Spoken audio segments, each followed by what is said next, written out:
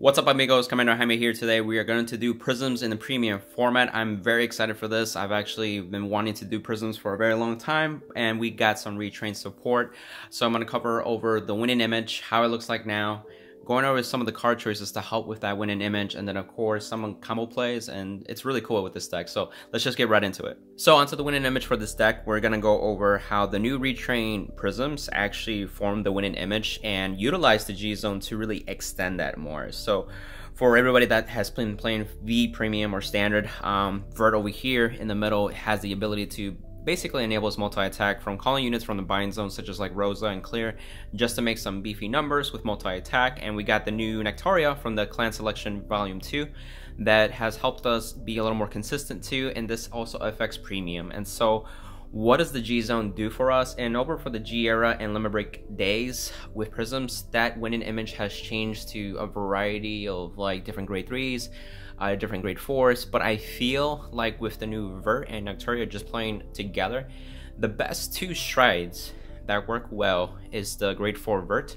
and the grade 4 Shining Garden over here. And so the main one that we want to go into is Vert. Vert is basically a restanding Vanguard in the same as Chrono next stage, Chrono Dragon next stage, where you're able to attack, and then at the end of the battle you can bounce up to 2 prisms, and then you can discard 3 and then choose a grade 3 from your hand and rewrite it. So you rewrite the Vert, and basically since you write a stand you have a second Vanguard attack. So that's very powerful, and we have a force gift marker with a unit that has Prism in the name, so we can start generating 2 markers per turn if we do a restanding turn. So we can go into force 1, force 2.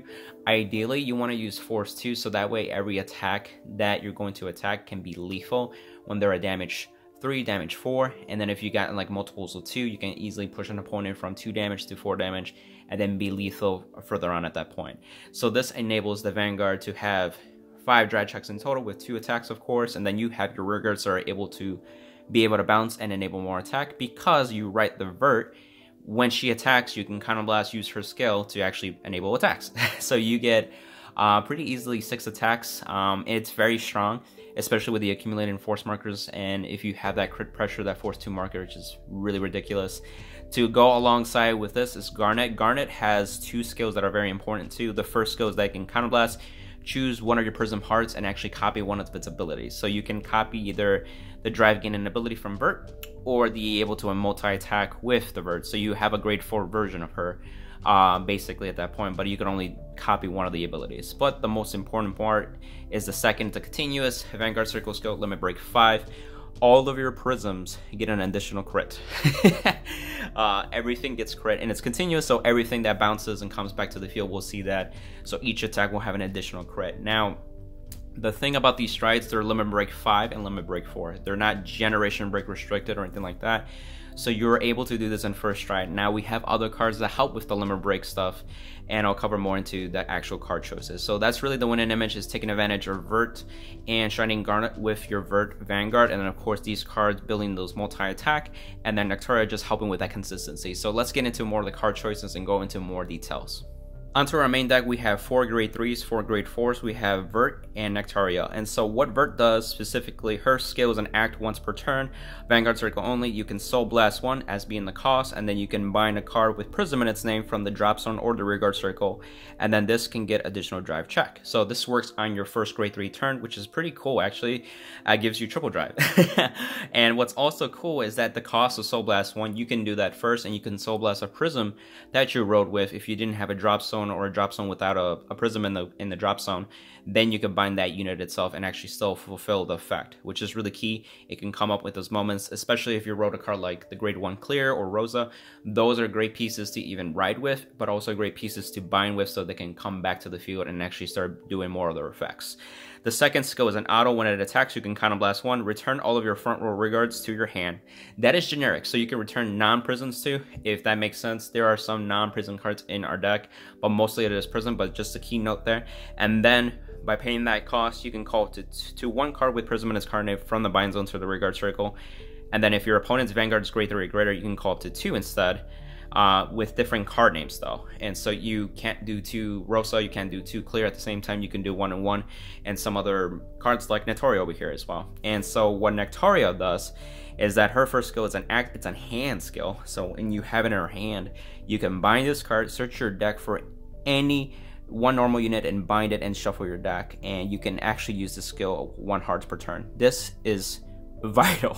It is so good that you can grab Rosa, you can get Clear, you can get another copy of her. I think actually I haven't thought about that, but you can really get any bits and pieces at that point. But one of the go-tos is the grade 1, because when you call it from the bind zone, it'll get power, but not only that, it'll give you an extra draw. Furtherly, also binding another prism back to the bind zone, so you can have that many cycles though.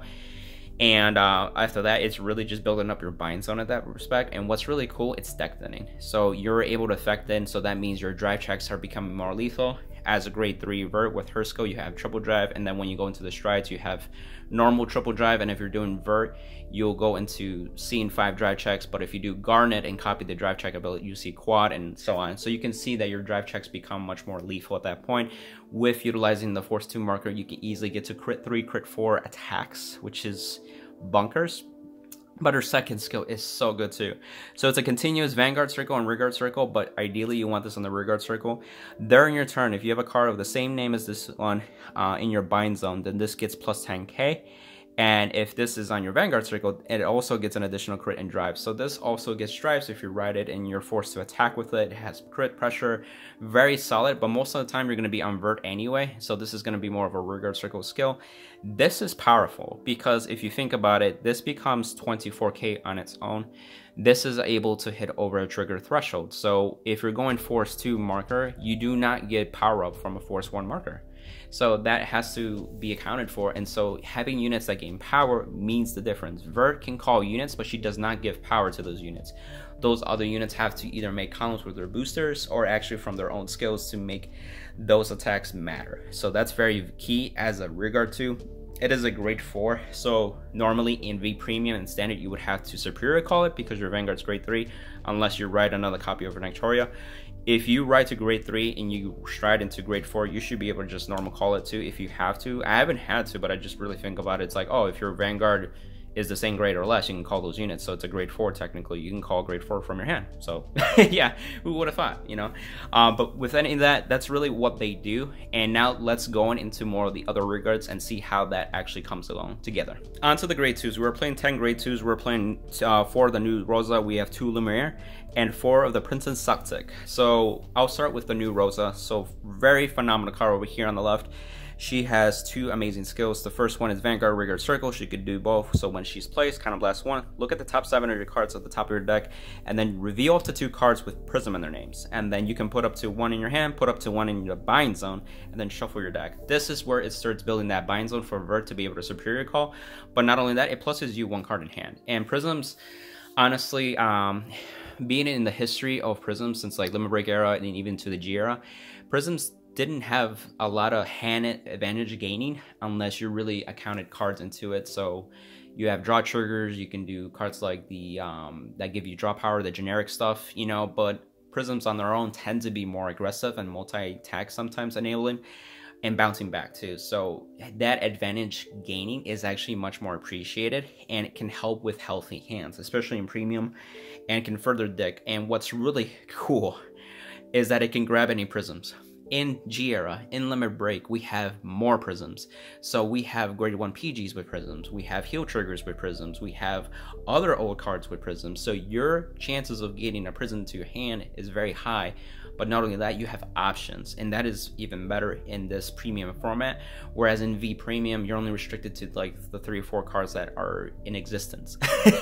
Really, so that way you get the best of your buck for that. The value in this card is phenomenal. So the second skill is auto. When it's placed from the bind zone, all your front row units with Prism in the name actually get plus 10k to the end of turn. So as soon as it's placed, those units will get that plus 10k flat. This is really essential, especially if you're doing Force 2 again. This is where cards start making numbers too. You have a Rosa that is just 10k, but she'll become a 20k beater, and then with a booster, let's say a 7k booster or an 8k booster, that already makes 27, 28k, which is really good numbers depending on if you're going against Protect, Excel, or the Force clans, right? And so those numbers can vary, but it's still a much better number.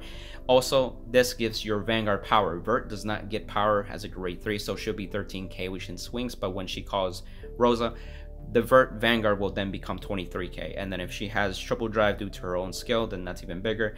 If your Vanguard is a Stride, your Stride Vanguard is bigger too. So however you're able to call it through that, but I think the only way is just through Vert. But if you're able to call things from the bind zone, which is actually with Shining Garlet's copy ability of the Vert, then that actually comes into play. So your Vanguard will be bigger, and then it'll have the additional crit because it's Shining, because it's Shining Garnet's Limit Break 5 skill. So anyway, I didn't want to ramble too much, but Rosa's a really great card.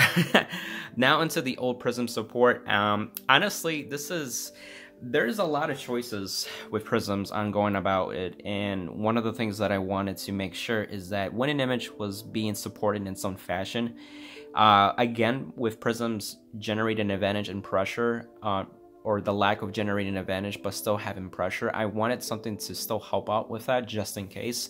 That's where Princess Celtic over here on the right actually comes into play. So it's a very old card, but basically auto Vanguard Circle, Rearguard Circle, when the attack that it hits Vanguard hits, you can counterblast a Prism, and you can actually choose one of your other Rearguards and bounce it to your hand, and then of course if you did return a Rearguard, you can draw a card. So you can see it's a +1 to hand, but not only that, it bounces Rearguards from your field to your hand, so that way the cards that you committed to the field can come back to your hand, so you have a healthy hand size. But it is limited to counterblasting a Prism, so it's a special counterblast, so be mindful of that. Again, there are non-Prism cards in here, so that first damage that you get, that's the earliest you can use it when you ride to grade 2 as a Vanguard. It's a very solid choice too. But if you don't have a Prism in the damage zone, then you can't use the skill, so just be mindful of that. Where Rosa is a generic counterblast, so it just works anytime. But this also helps even in the late, mid to late game, where it's like you can keep your force 2 markers on the other bigger attackers, and this can be like a smoke poke. It really puts that pressure on the opponent where they're in this situation. It's like, I'd rather take the smoke poke, but then at the same time I don't want them to get a counterblast and really take advantage of that. So it's kind of puts that opponent in a bad spot either way. And then with the last grade 2, we have the 12k attacker. So when this unit attacks, if you have a Vanguard with Prism in the name, this gets +3k to the end of the battle, so making it a 12k attacker. Now, why is this card even here? Again, I found myself that I needed some cards to make up for the attack power, especially if you're going into Force 2. Because it's a 12k attacker, you can hit Protect and Excel Vanguards easily, and if you put it on a Force 2 marker, it can be the very first annoying poke, where it's like, here's a 12k poke that's crit 2, and then you bounce it, and then you save the booster for the next following cards that come back. So that's why I only play a couple of these cards, the 12k attackers, but it is useful for there. You can try to play some of the other cards like the regular Celtic, where it bounces and Soul Blast to give power. You just have to be mindful of your resources, and I'm sure there's other cards that are, some of them are generation break restricted. So for me, I additionally like Prisms because they have a phenomenal choice of cards that aren't generation break restricted. So as you can see, none of these are generation break restricted, and honestly, it's one of those things that help you have early game pressure, and then also still have some into the mid to late game as well. Now to the grade 1s, we are playing 3 of the Flash Sapphire PG Prism. We are playing 4 Clear, 4 Lite, and 4 Loretta. This is amazing lineup. I honestly have been using this since G-Era days with the Vert Strides, so this is a very key thing. So before I start diving into why is that, let's just get Clear out of the way. Clear is a new retrain, which is really appreciated, and so when this card is placed on Vanguard Circle, you can check the top 7 for basically a grade 2 or greater Prism, and then you can add it to your hand and shuffle your deck. So this enables you to get the grade 2 Rosa, the Vert, the Nectaria, and so on. That helps you +1, especially if you wrote this, and then you can start actually kind of making up for Nectaria's skill, where, like I said, Nectaria binds herself and you can bind something from the deck. That is a -1 from hand if you think about it. So if you do this and then Nectaria, this will basically cancel that out, so that way you're not like minusing so hard at the point, but you're able to generate advantage too as soon as you write this to Vanguard. And then the last skill is that when it's placed from the bind zone as a rear guard, you can bind a card with Prism in the name from your drop zone, and then you can draw a card, and this unit gets +10k until the end of the turn. This is great. This is one of the cards that help prisms generate advantage too. So this is one of the first cards that I actually bind with Nectaria just to make sure I have access to it, and it helps with binding more prisms still, so that way you still have prisms in the bind zone, because once Vert calls them out, you have to develop that cycle of like binding more stuff. It can go from like the hand to field to the deck to the bind zone basically, and then they'll come back to the field and the drop zone, all that kind of stuff. So this is where it kind of completes that circle. And so as long as you're able to replenish your bind zone units while getting an advantage and really setting that up, it's much appreciated. And that's why I recommend playing 4 of these. And then more onto, like I said, if you're getting like prisms from Rosa, right over here we have the grade 1 PG. You can grab it with Rosa. It's a PG that protects Vanguard, actually protects units with Prism in the card name, my bad. So you can protect rear guards or vanguards with the Prism name. So if you notice, all of the lineups from grade 1, grade 2, and grade 3 are completely Prisms. So that means if you ride to grade 1, grade 2, or grade 3, or even grade 4, you are guaranteed to be able to use this PG. I've tried using this PG with non-Prism units, especially non-Prism grade 3s, and it's a bad time. But her second skill is really why it's the importance. Not only it's a grabbable PG from Rosa's skill, it has a skill in the drop zone. So once in the drop zone, you can bind this unit face up and then choose one of your Vanguard's abilities that are Limit Break 5 and change it to Limit Break 4. Now, like, wait, what? So those for that don't know, what is Limit Break 5 and Limit Break 4? Limit Break 5 means you have 5 damage or more. Limit Break 4 means you have 4 damage or more. And so why is this important? Shining Garnet's skill of giving crits is Limit Break 5. So now you change that ability to a Limit Break 4. Okay, so you have 4 more damage. What happens if you heal out of it or something like that? That's where Loretta over here comes into play. So there's 4 copies of her. There's actually 2 arts. This is the dark and the white art, basically. And so what she does is continues Rearguard Circle. Your Vanguard's Limit Break 4 is active even when you have 3 or less damage. So your Limit Break 4 always becomes active, and then when you make Shining Garnet's Limit Break 5 into a Limit Break 4, this also works. So then Shiny Garnet just works, regardless of the damage that you have. So whether you are 1 damage or 2 damage, Shining Garnet and Vert grade 4 will always be full power at that point. You don't need Generation Break, it's just Limit Break 4 and Limit Break 5. So that's why we play 3 and 4 of these. It's very vital. And then what's really cool, if you didn't realize, is that this is a card that since it binds itself, it feels that bind zone. You can call it back to field, and then you can bounce it with another skill like Croc or even Vert next turn or something, and then you bounce back a PG to like reuse it for later. Like, what? That's really cool. With Loretta, she's just for that Limit Break 4 use, so she'll be a back row booster for the most of her life, to be honest. And then we have Lete over here. This is very phenomenal card. This has some interaction. So when this is actually returned to your hand from Rearguard Circle, if you have a Vanguard with Prism in its card name, you can countercharge 1 and soul charge 1, and then choose one of your other units, and you can give that unit plus 4k until the end of the turn. And then of course it has a restriction where you cannot normal call this card with this name after this. So you can only superior call it afterward, you just can't normal call it. So if you bounce it during the main phase, you can't just call it from hand and then just kind of abuse it. This is more like you bounce it and then you superior call it. You can still do that skill, and you can resolve its skill by bouncing it again at that point. So this is the resource management where you have Counterblast to work with, you have Soul Blast to work with. Not only that, but it gives plus 4k. Sometimes those numbers actually matter.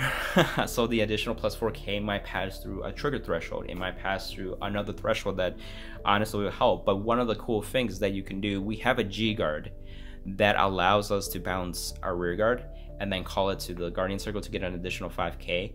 But because you bounce this during your opponent's turn, its skill will proc off. So you will countercharge and soul charge, but not only that, but you can get plus 4k to your Vanguard. Your Vanguard Vert is 13k base, and then plus 4 it will give it 17k. So Vert will be 17k base during your opponent's turn once you do that. And so that helps with like dealing with some multi-attack. That means less shield for you to drop and all that kind of stuff. So it's just a very good card.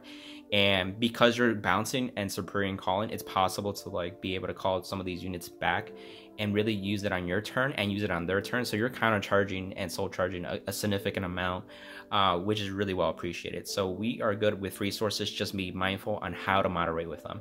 So onto the grade zeros, we are playing 11 crit, 1 stand, and 4 heal. As you can see, we are playing 4 of the Stride Fighter crit. This helps us keep Verts in our hand. It helps us use Nectarias in our hand. So with Vert, you want the Vert to be able to restand with the Vert stride, so you do need that grade 3 in hand, so that helps with striding. And then we have over here the crit that goes into Soul and gives the Vanguard power. This can help with giving the grade 3 Vert power. This can help with your stride gaining power too, and then this is just a resource to use at that point. We have 4 heals because we do want to heal at that point. And we have a different variety of triggers over here on the top. So we have the Sunshine Clear from an older set, and so what she does is that when she's bounced back, you can counter blast, return a copy of itself, which you return this, and then basically you can search your deck for a prism that has the name Rosa, Clear, or Vert, and then call it to rearguard circle, and then if you want to, you can bounce it from hand, and then of course shuffle your deck. So it's a crit that goes back to deck, grabs those key pieces, especially since all 3 got retrained. You can search for any of those, and they can be another attack, or you just bounce them back and they can be used for that turn or next turn, just be able to be using at that point. So this is something that is pretty nice to have. And then of course it's a prism name, so it's a trigger that has a prism, so it's another viable target for Rosa. It's another target to be damage check, so that way the Princess Secta can result, for example.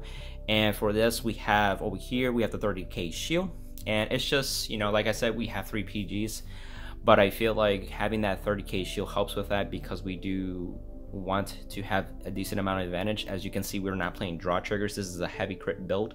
We want to be very aggressive and want to pretty much win on first stride if possible, and that's really what the deck is geared towards, like that really powerful first stride turn that can actually just kill and also finish the job on second stride if needed to. And so that 30k shield helps with just being a 1-card guard. And we have Crook over here. This is something that I've been playtesting, that it's more of like a high roll card. This basically, it is GB1, it's Harmony, so make sure you meet the requirements for Harmony. But basically when it boosts at the end of the battle, you can return this to deck, bounce any of your rearguards, and then call something from your hand to rearguard circle, and then shuffle your deck. So you're returning the stand trigger back to deck, and you're enabling another attack. And so you can push for further attacks too, and it really can be nutted if you're putting that unit back onto a force marker. So it helps with that. And so that's why we're playing 1. The other thing that we're playing at 1, because it is limited to 1. So much for that. And then we have a starter. It's basically the one on ride draw 1, because we just want to ride that. Some of the old prism forerunners aren't that great, so might as well draw into some of the key pieces like the new retrains. So that's why I play that. Onto the strides. We are playing 12 strides. We are playing 4 Vert. We're playing 2 Olivia, 1 Ange, 1 Terrier, 2 Labrador, and 2 Shining Garnet. So for Vert, specifically her skill is Limit Break 4. At the end of the battle, you can discard 3 cards and then resolve the rest of the skill, where you can actually bounce up to 2 prisms if you want to, and then put this back to the G zone, and then of course choose up to 1 grade 3 with prism in its name, and actually from your hand to write it as stand. And so this is where you get 2 Vanguard attacks. This is very powerful, and that's why I play 4 copies, because it does flip itself, so you can resolve it twice. And this is honestly a very aggressive turn, and this is really the go-to play. And then with her backup is Shining Garnet over here. Like I said, she copies the hard, she gives units the crit and everything like that. So just having that pressure and really timing that really well can really get crazy. So for example, when I faced my friend Duke with Shining Garnet the other day, I got the extra drive check because he damage denied me, or net, he didn't damage deny me. I don't know, I've had a weird setup or something, but point is, I went into quad check with everything getting crit, and then I attack, and then the Vanguard also had a force 2 marker, so I was already crit 3, and then my drive check revealed 2 more crit, so that attack was 5 crit, and he took it at that point because he couldn't guard it. So it can be very high numbers of crit, the Vanguard and the rearguard of course as well. So with Labrador over here, this is an old prism, sorry. It's very good, especially when you get damaged tonight. It doesn't cause any counterblast or any soul blast. It flips a copy of itself during the act. It's a main phase skill, so if you have a heart with prism, then you can choose 2 of your rearguards and they get plus 5k. And then they have the skill where they, at the end of the battle that they attack or boost it, you may actually return this to your hand. So you can bounce cards with that skill, so you can actually just commit cards, be able to return those back, and then if you got cards like Late or any cards that like just proc on being bounced, you get those skills. So that's what it helps, and it's just a stride that honestly from time to time I do fall back into. So I do definitely recommend the pair. Since it flips a copy of itself, you can still get a use of once. And then some of the generic strides over here that are pretty good. Olivia is pretty good because, you know, on attack, counterblast 2, flip a copy, and if you have 2 or more, you can bounce up to 5 of your rear guards, and then, you know, if the chosen of different units with different names, where 3 or more, then you can actually call to 2 cards from your hand to rearguard circle, and then of course it gets crit for the battle. So this has your Vanguard have crit pressure. You enable multi-attack at that point, and so it's specifically to call in different rows. So it's only front row and back row, so you can't just call 2 front row. So you'll get another attack in sense, not 2 attacks. So just be mindful of Olivia. It's just one of those things that are good. You can also have this card just clear your board easily, so you can return and call 0. It's a way to like commit and poke and then use your Vanguard to return your field, and it's like, hey, I'm not gonna call anything, but yeah, I'm just preserving my hand and I don't want you to abuse my cards on the field, kind of thing. Then we have Anji over here, or Anj, however you want to pronounce it, but basically she's GB2, Counterblast to flip any card in the G zone, choose any number of players' cards in any circle other than Vanguard and return them to your hand. So this includes yours and theirs. This unit gets plus 5k for each card returned, and if the number of cards returned are 5 or more, you draw a card, and if there are actually 7 or more, then this gets an additional drive check. So what does this even mean? It gets really big, it gets an additional drive check. This helps return locked cards too. This is a great card against Lean Joker, specifically Chaos, so if they lock your units, Anj can basically just get those cards out of the field that were locked and then back to your hand. So this is definitely a really good card, and it provides pressure because it gets an additional drive check, and we are running a high amount crit. So definitely a key card. I recommend at least 1. And then going into Tiri over here, she is the generic restandard, so her GB3 is really the main purpose. At the end of the battle, did this unit attack, you can choose 2 of your 3 of your rearguards, put them in the bottom of the deck, and if you did stand this unit, it gets minus drive check too. So this goes for the first swing being 3 drive checks, then the second swing being 1 drive check. So this is a very solid card. It's a generic restandard. For whatever reason, if you can't do verts, or if you ran out of verts, you can fall back to Tiri, and it's just a GB3 skill, so be mindful of that. You can use the first skill to flip anything to enable the GB a little bit with that, so just be mindful of that, but really that restanding skill is the key factor. So now into the G guards. We're playing 4 G guards. We're playing 2 Leona, 1 Cytron, and 1 Sandy's. Leona is really the most often used card, and the reason I say this is that when it's placed on Guardian Circle, choose one of your rearguards, return it to your hand, and if you did, you can call a card with the same name, put it to your Guardian Circle, and that unit gets plus 5k shield. So if you return a grade 1 that is like Lente, that will proc that skill, like I said, to countercharge, soul charge, on that kind of stuff. So it could be very beneficial. That's usually the key play you want to use with Leona, but it's also you're able to call just to have more shields. So if you bounce a grade 1 with a 10k shield, you can call it to the Guardian Circle, and then that will get plus 5k. So this will make like a 30k shield using one of your back row rear guards, essentially. So just be mindful of that. That's why I played 2. Cytron is nice too, because this is basically when it's placed on Guardian Circle, choose up to 1 grade 1 or greater from your hand and call it to rear guard circle. If you call the card, this unit gets plus 10k. So this is one way where you can, if you have 2 heals, you can actually G-guard with Cytron, call the Princess Leite into the field, and then the second G-guard can be Leona, and then bounce back to Leite, and then she can counter charge, soul charge, and plus 4k. So that's another key play, but it's also a good shield. And then Sandy is also a very, very good shield. She's GB1, G flip, of course, though. Basically, she gets plus 5k for every 2 cards in your hand, and then if you want, you can counter blast additionally to get another 5k into the other battle. So if you have a big hand, Sandy could be a very big shield. It can flip more cards in the G zone, but as you can see, some of our cards aren't GB8. We don't have Megiddo. Honestly, a lot of the other cards just do a lot of the work, where the Ultimate Stride and GB8 are kind of nice to have, so you don't have to worry about that. And so it's just like big shield, and decent shield with flexibility. And so it's basically situation by situation. Alright, onto the combo part of the video. So I'm going to show off a grade 4 Vert Turn. So let's say you're going second and you immediately stride into Vert and you choose Force 2 as your marker. I put it on the Vanguard in this part. So one of the things you can have set up, this is just one example, you can have your grade 3 rearguard that the grade 3 card you're going to actually use to ride, so because you can bounce it back with her skill, so it's okay to call it as a rearguard just to enable more attacks. You want to make sure you have your limit break for enabler here. So if you are 4 damage, in case you heal out of it, which can happen, this gives you that safeguard. But in this example, I already have 3 or less, so I need this regardless of that. And if you got some key cards that can poke on themselves, and also cards like Late over here that will get more benefit when it bounces, then this is a decent setup. So let's start here. Let's say our first attack will be the grade 3 rearguard. This can poke a rearguard, or this can poke an opponent to a certain damage, whether putting them at 4 or maybe 3 at lethal at that point. And so once that's done, you can then attack with your Vanguard. And I recommend boosted in this example, so that way this will do its triple drive, And so in this example, my drive check looks like this, and we got a stand trigger. Funny enough, this would stand this and everything like that, but you could actually bounce the booster for this effect, so I'm not gonna stand anything. So I'll just do that. How about that? So at the end of the battle, then you can discard the 3 and then bounce up to 2 prisms, and I'm gonna choose these 2 for now. So then you choose one of the grade 3s in your hand that has prism in the name to rewrite. You get another force marker. I'm gonna put it over here. Try to do this with 2 hands. There we go. So you can see now that has the force 2 marker. Leto was bounced, so you can counter charge and soul charge and give a unit +4. So because this got is 12k and it's already hidden, let's say an Excel or Protect Clan, I'm not gonna give it the +4. I'm just gonna save that up for a booster. I'll just put it for Loretta, so she's over the 10k as a booster, basically. So then to make make this beneficial, we're gonna attack with the 12k attacker because Vert's gonna bounce everything in the front row regardless. So you want to get the best for your buck at that point.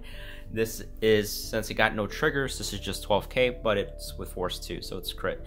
Once that's done, you can attack with your Vanguard, then use the skill to counterblast, bounce everything to your hand, then call whatever's in your bind zone. So in this example, I am going to call, let's say these 2. Yeah, that'll be fine. These 2 here. And so I'm gonna have another copy of Nectaria in the bind zone. Rosa skill will proc now, so all the front row prisons will get an additional 10k. If you want to filter again, you can actually use, did I counter charge? Yeah, I did. You can use that next counterblast to actually use that skill to filter more if you want. So that gives you your drive check a little more threatening. So let's say I do that, and now I'm gonna do my drive check for twin drive. Heal trigger, so you can give it power. I'm gonna do it to Rosa, and then this is nothing. So far, where are we at? We did 1 attack here, we did 2, and then 3, and now 4. So we're 4 attacks in right now. And I gave the power to Rosa, so she has the crit. So that way, if you want to have maximum power, then you can attack this way. So they have to guard it. So Rosa is 20k with her skill, and then 10k from the trigger. Makes her 30k plus 8, 38 crit 2 in this example. So it's gonna hurt. This will have an additional 10k, so this is 24, then another 10k from that, 34 plus the 11, this is 45, so this hits 43 over, and then boom. So that's pretty much it. In this example, I'm going to do Shining Garnet. So let's say you've already done the rewriting with Vert and you wrote another time, you are able to have 3 force 2 markers, as you can see. So your front row is stacked with crit 2. Now if you do Shining Garnet, and let's say you did the PG already to enable Limit Break 5, you can also do the skill to copy the heart. Your heart will be Vert, so you want to copy the multi-attack ability. And since we have the Limit Break 4 enabler here, then it's fully active, just in general, regardless of the damage that you have, if you have less, for example. So for this example, we're going to have that threatening pressure of having every prism attack being crit 3. So if your opponent healed up back to like 3 damage and you want to like make sure every attack is threatening, this is a key play that you can do with every attack. And so let's say I'm gonna do this where you can attack like this. This is 4 plus 8, so this is gonna poke, let's say an Excel Protect Vanguard. Then at the end of the battle you could do Croc skill to basically go back to deck, bounce this unit, and then call something else. Actually, let's say you call the 12k over here, so that way it could actually hit on its own. You can poke again, this will be your second attack, 12k crit 3. Then you can have this unit, since there's a bind unit copy of itself, or even if it's by itself, it's a 14k, so it hit by itself, or 24k, it's just a bigger number at that point. And remember, your Vanguard has that skill where it's going to counterblast, bounce all these units in the front row for you, and then call 2 more from the bind zone. So let's just say these will be called in this fashion, and then you got Rosa plus 10k to the front row. This is 13 plus 15, so this is the 28k Vanguard plus 10, 38 plus 8. Now this is 46k crit 3 Vanguard. So triple drive, any triggers, as you can see I didn't shovel, so power over here, wherever, and then you can actually just poke this way, that's fine too. This is 24k on its own, then 10k for that, then it's 34k, so 34k crit 2, and then you have Rosa over here where it's 20 by itself, then it got a trigger 30k, and then you got 7, so 37. Again, crit 3 as well. So all these are attacks at crit 3, and we got 6 attacks. So as you can see, you can use the stand trigger to help enable an extra attack. That's one of these key plays that you can do in this turn to help an extra attack actually push through for crit 3. So that's very powerful. Lastly, I'm going to show a G-Guard play. So like I mentioned with Cytron and Leona over here, I'm going to play where, like, if they're attacking me, I'm going to do Cytron first. So then it's going to call Lete, for example, to, let's say, this open rearguard circle. And then once they attack again, I'm going to G-Guard this time with Leona. So Leona's going to bounce this, and if you want, you can keep it in your hand, or you can bounce it to the Guardian Circle to get more shield.